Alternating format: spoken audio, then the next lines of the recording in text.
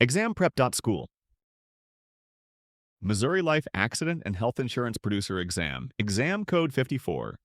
There are 4 practice exams in this series. This video covers Practice Exam 1. The first 20 questions are free. In this video, we will be covering the following major categories for Practice Exam 1. Accident and Health, Field Underwriting Procedures. Accident and Health, Other Insurance Concepts. Accident and Health, Policy Provisions, Clauses, and Riders. Accident and Health, Social Insurance. Accident and Health, Types of Policies. Life. Completing the application, underwriting, and delivering policies. Life, Provisions, Riders, Options, and Exclusions. Life, Types of Policies. Missouri Statutes, Rules common to all lines. Missouri Statutes, Rules, pertinent to accident and health only. Missouri Statutes, Rules pertinent to life only. Retirement and other insurance concepts. Let's walk through the format. I'll read each question and its choices. Let's get started. Question 1. Which of the following describes the premium schedule in a level term premium pattern? A. Premiums decrease each year as the policy approaches its expiration date. B. Premiums increase at each annual renewal to reflect changing mortality costs. C. Premiums remain constant throughout the specified term period regardless of attained age. D. Premiums stay level for a period and then drop sharply at maturity. A countdown circle appears in the top right. Once it completes, the answer is revealed. You can pause at any time if you'd like longer to think. If you'd like additional practice covering more topics, see the description for our book.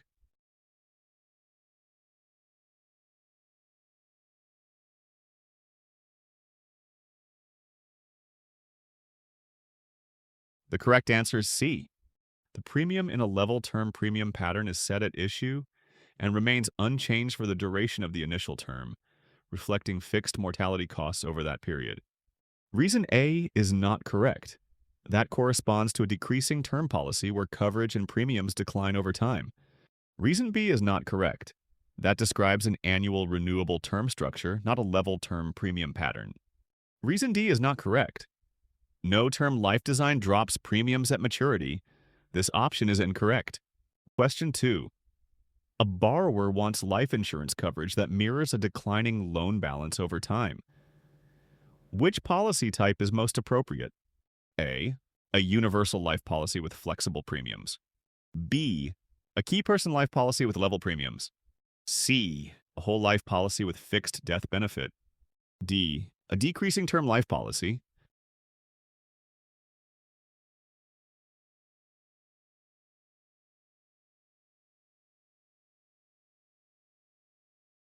The correct answer is D. A decreasing term life policy is designed to match a declining financial obligation, such as a loan balance, by reducing the death benefit over the policy term. Reason A is not correct. Universal life offers flexible premiums and benefits, but does not automatically reduce benefit to match a loan. Reason B is not correct. Key person policies are for business needs and maintain a fixed death benefit and premium. Reason C is not correct. Whole life provides a level benefit and accumulating cash value, not a declining benefit. Question 3. Which characteristic best defines an annual renewable term structure? A. Premiums decrease each year as the insured gets closer to maturity. B. Premiums remain constant for the initial term, then increase in a lump sum. C. Premiums increase annually with each renewal to reflect advancing age. D. Premiums are fixed for the insured's lifetime without change.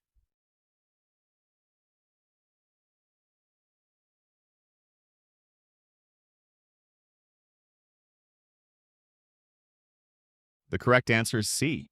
Annual renewable term resets premiums each year based on attained age and mortality rates, resulting in rising costs at each renewal without cash value accumulation. Reason A is not correct. That describes a decreasing term design where benefits and premiums decline. Reason B is not correct. That describes a level term policy with a one-time jump at term end, not annual adjustments. Reason D is not correct. Lifetime fixed premiums are a feature of whole or universal life, not annual renewable term. Question 4. Emma, age 45, owns a 15-year level term policy that includes a guaranteed renewable provision. Renewable up to age 65. At her 15-year renewal, the insurer increased her premium based on the current attained age rate table. Which statement accurately describes the policy's term renewability provision? A. Renewal is allowed only if evidence of insurability is provided at the time of renewal. B. Renewal premiums are required to remain at the same level as those under the original term contract. C. Renewal rates may be adjusted based on attained age and must apply uniformly to that risk class. D. Renewal can be refused solely because the insured's health status has worsened since policy issue.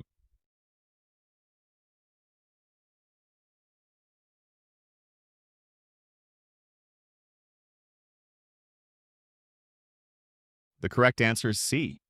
The guaranteed renewable provision allows renewal without proof of insurability, but permits premium adjustments based on attained age and requires that new rates be applied uniformly across the risk class.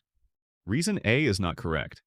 The guaranteed renewable provision does not require evidence of insurability to renew. Reason B is not correct. Guaranteed renewable policies permit premium adjustments at renewal. They are not level forever. Reason D is not correct. Renewal cannot be denied for health changes under a guaranteed renewable clause. Question 5. Ben purchased a 10-year convertible term policy at age 35, with the option to convert to permanent coverage at any time within the 10-year period without evidence of insurability. At age 44 inches the ninth policy year, Ben exercises his convertibility option. Which statement describes how the premium for the new policy will be determined? A. Based on the age at policy issue and the rates in effect at that time for the initial term coverage. B. Determined using an average attained age calculation across the entire term duration. C. Based on the insured's attained age at conversion and the current rates for the equivalent permanent policy. D. Based on the level premium structure that applied during the original term period.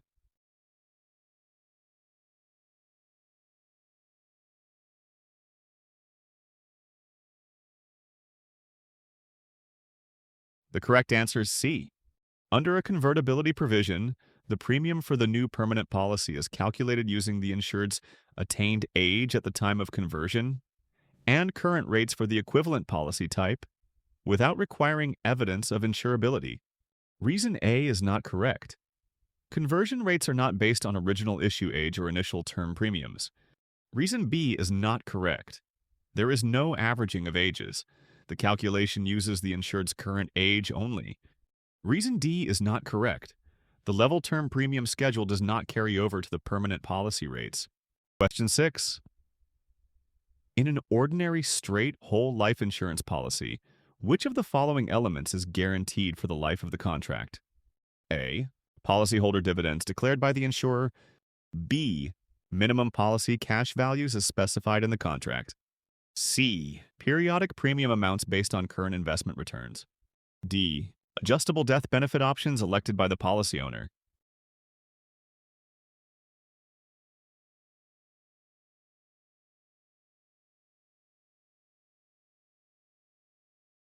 The correct answer is B. The correct answer is the guaranteed minimum cash values, because ordinary whole life policies contractually promise those values regardless of insurer experience. Reason A is not correct. Dividends are not guaranteed. They depend on insurer surplus and experience. Reason C is not correct. Premium amounts are fixed in straight whole life and do not adjust to investment returns. Reason D is not correct. Death benefit options selected by the owner can vary and are not guaranteed features. Question 7. Which characteristic best describes a 20-pay limited pay whole life insurance policy? A. Level premiums are payable until age 100. B. Premium payments cease after 20 years while coverage continues for life. C. Single lump sum premium funds a paid-up policy. D. Premiums adjust annually based on mortality experience.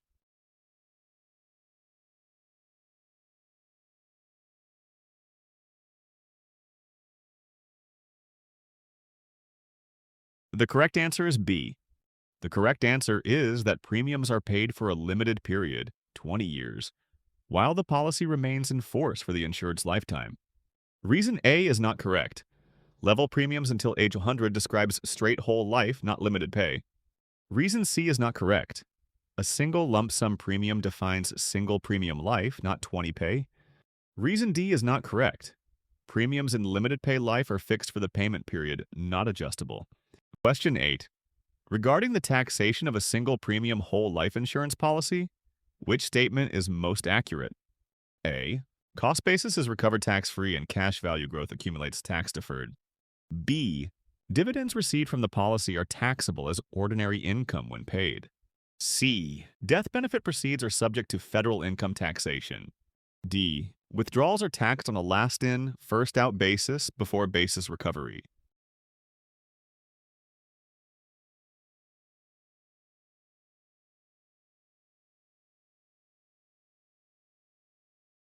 The correct answer is A.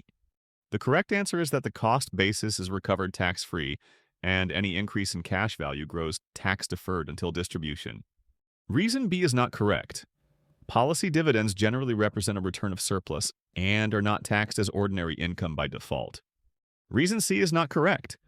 Death benefit proceeds are typically income tax-free to beneficiaries. Reason D is not correct.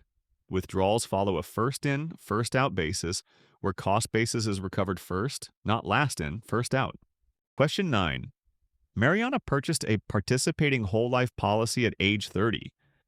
After 15 years, her policy's cash value consists of $20,000 in guaranteed cash value plus $2,500 of accumulated dividends. Assuming she takes no loans or withdrawals and dividend scales remain at current levels, which statement best describes her policy's cash value growth over the next year? A.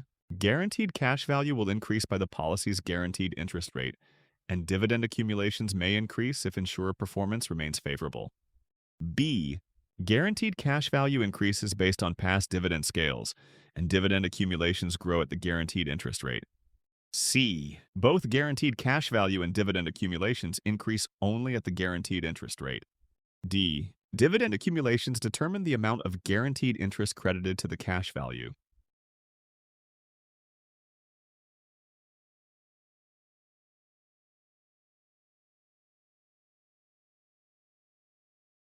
The correct answer is A. The policy's guaranteed cash value grows at the guaranteed rate, while dividend accumulations are non-guaranteed and increase only if insurer performance supports additional dividends. Reason B is not correct. This choice inaccurately assigns guaranteed cash value growth to past dividend scales and treats dividend accumulations as guaranteed. Reason C is not correct. This choice overlooks that dividend accumulations are non-guaranteed and may exceed the guaranteed interest rate when performance is strong. Reason D is not correct. This choice incorrectly implies that dividends drive the guaranteed interest credit, reversing the actual relationship. Question 10. In a universal life insurance policy, which statement accurately describes how flexible premiums are applied? A. Payment of only the minimum required premium will always maintain the policy's no-lapse guarantee. B. Premiums paid above the cost of insurance and expense charges are credited to the accumulation fund. C. Premiums in excess of target levels are first applied to a maximum salvage value limit. D. Failure to pay the target premium triggers immediate policy lapse regardless of cash value.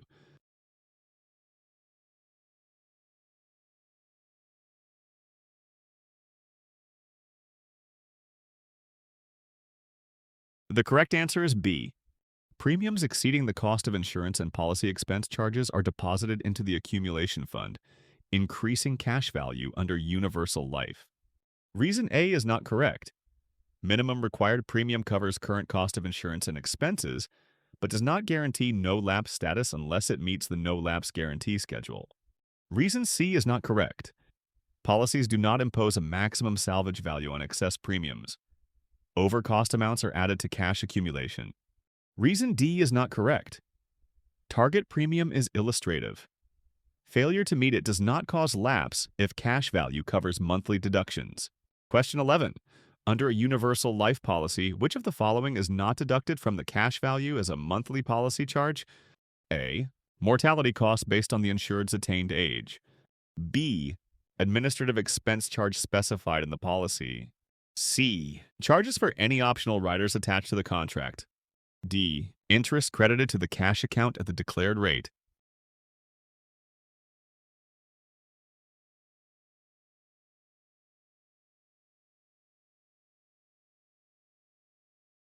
The correct answer is D. Monthly deductions include mortality charges, administrative expenses, and rider fees. Interest is credited to the cash value rather than deducted. Reason A is not correct.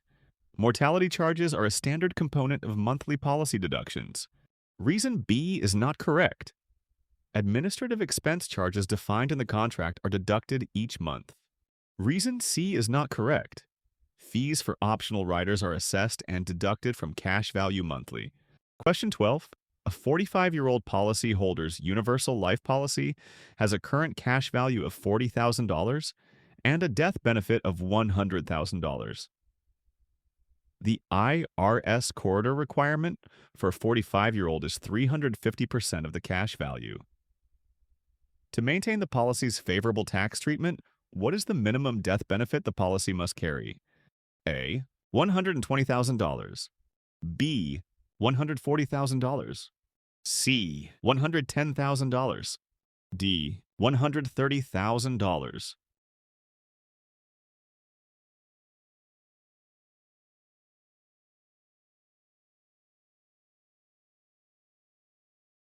The correct answer is B. The IRS corridor requirement mandates that the death benefit be at least 350% of the cash value for a 45-year-old. Multiplying $40,000 by 3.5 yields $140,000. So the minimum death benefit must be $140,000. Reason A is not correct. This amount represents only 300% of the cash value, which falls short of the 350% requirement. Reason C is not correct. This amount represents only 275% of the cash value, well below the required 350%. Reason D is not correct. This amount represents only 325% of the cash value, which does not satisfy the 350% threshold. Question 13. Which annuity product provides for distributions beginning during the income settlement period, typically no later than one payout interval after a single premium is deposited? A. Single premium immediate annuity. B. Deferred income annuity. C. Flexible premium deferred annuity. D. Equity indexed annuity.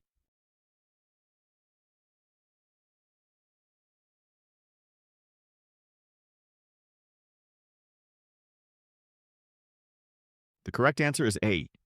The correct answer is a single premium immediate annuity because it begins payout distributions within one payment interval after a lump sum premium is received, whereas the other products either defer income or link credits to an equity index without immediate payouts.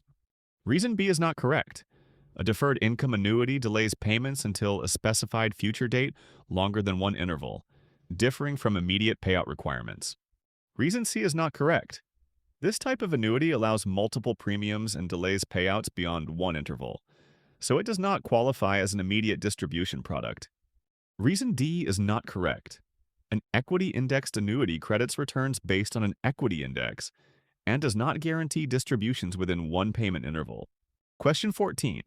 Which term identifies the period of an annuity contract during which premiums are applied and the contract value experiences tax-deferred growth? A. Deferral period. B. Accumulation phase. C. Annuitization period. D. Liquidation period.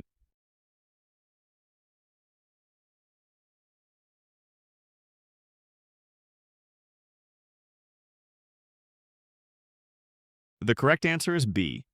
The correct answer is the accumulation phase because it is the period when premiums accumulate and earnings grow tax-deferred before any income distributions begin. Reason A is not correct. Although a deferral period implies a delay in payouts, it does not specifically describe the phase of value accumulation through premium deposits. Reason C is not correct. Annuitization period refers to the phase when the accumulated value is converted into periodic income payments, not when contributions are made. Reason D is not correct. Liquidation period is not a recognized annuity phase. Distributions occur during annuitization, not liquidation. Question 15. Beverly, age 68, purchases an immediate annuity. She wants an income stream that will pay her for life, but also guarantees that if she dies within 10 years of starting payments, her estate will continue to receive payments for the remainder of that 10-year period. Which annuitization option best meets Beverly's needs? So, A. Life annuity with a 10-year period, certain. B. Joint and survivor annuity. C. Straight life annuity. D. Life annuity with cash refund.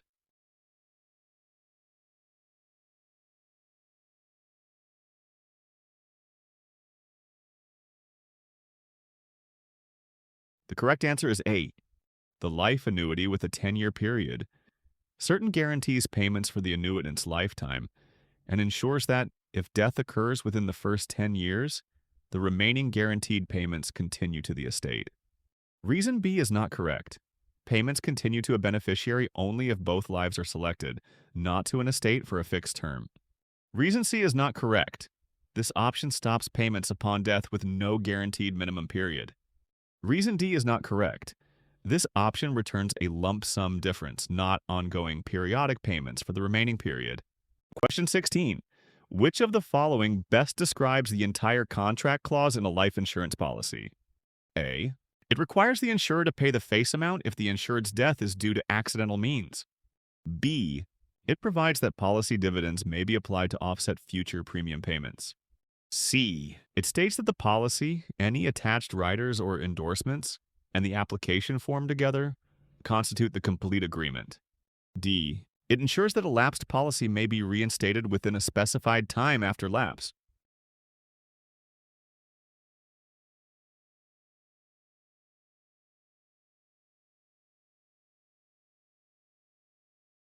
The correct answer is C. The entire contract clause defines which documents make up the full legal agreement between the insured and insurer. The policy contract, any riders or endorsements, and the original application. Reason A is not correct. This describes an accidental death benefit provision, not the entire contract clause. Reason B is not correct. This refers to a dividend application option, which is unrelated to the contract's composition. Reason D is not correct. This outlines a reinstatement provision, not the definition of the entire contract. Question 17. Which of these is not typically an ownership right of a policy owner in a life insurance contract? A. Changing the beneficiary designation. B. Borrowing against policy cash value. C. Assigning the policy to another party. D. Appointing a secondary insured under the contract.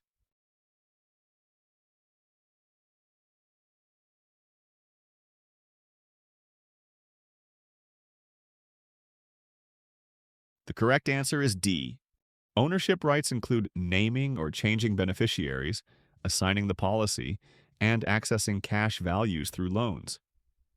The policy owner does not have the unilateral right to designate an additional insured. Reason A is not correct. The right to change the beneficiary is a core ownership privilege. Reason B is not correct. The policy owner may borrow against accumulated cash value as an ownership right. Reason C is not correct. The policy owner can assign the policy to transfer rights to another party. Question 18. Which beneficiary designation type prevents the policy owner from making further beneficiary changes without the named beneficiary's consent? A. Irrevocable beneficiary. B. Contingent beneficiary. C. Primary beneficiary. D. Revocable beneficiary.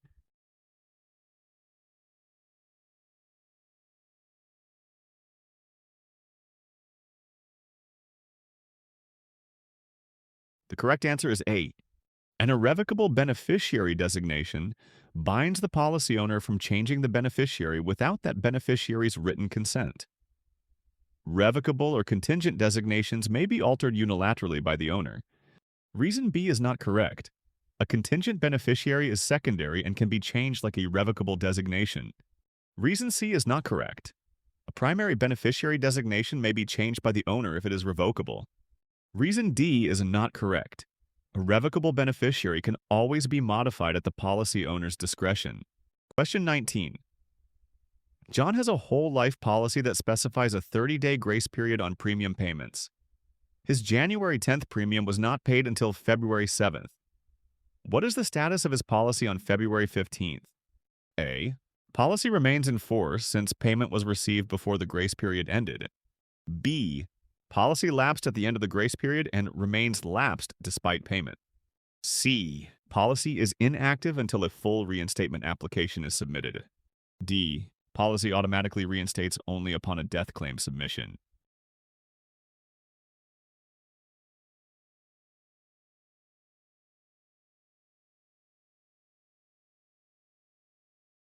The correct answer is A. The correct answer is that payment within the 30-day grace period preserves coverage without lapse or need for reinstatement. Reason B is not correct. This is incorrect because payment within the grace period prevents lapse and keeps the policy in force. Reason C is not correct. This is incorrect because no formal reinstatement is required when payment arrives before the grace period expires. Reason D is not correct. This is incorrect because coverage does not need a death claim to reinstate if the premium arrives during the grace period. Question 20. A client's term life policy lapsed 18 months ago for non-payment of premiums. The client requests reinstatement under the standard policy provisions. What must the client submit to have coverage reinstated? A. Evidence of insurability and payment of all back premiums plus interest. B. Payment of all back premiums without proof of insurability. C. Evidence of insurability alone since premium payment is at the insurer's discretion. D. A completely new application reflecting current age and premium rates.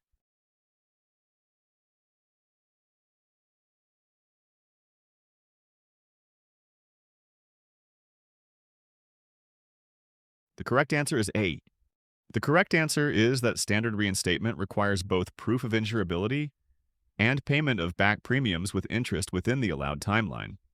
Reason B is not correct. This is incorrect because proof of insurability is required in addition to back premium payment. Reason C is not correct.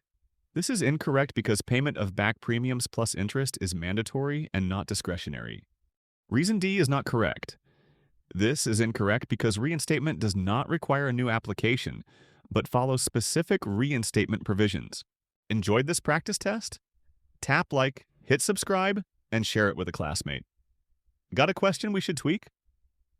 Comment below, we read them all. Find full practice exam books in the description or at ExamPrep.School.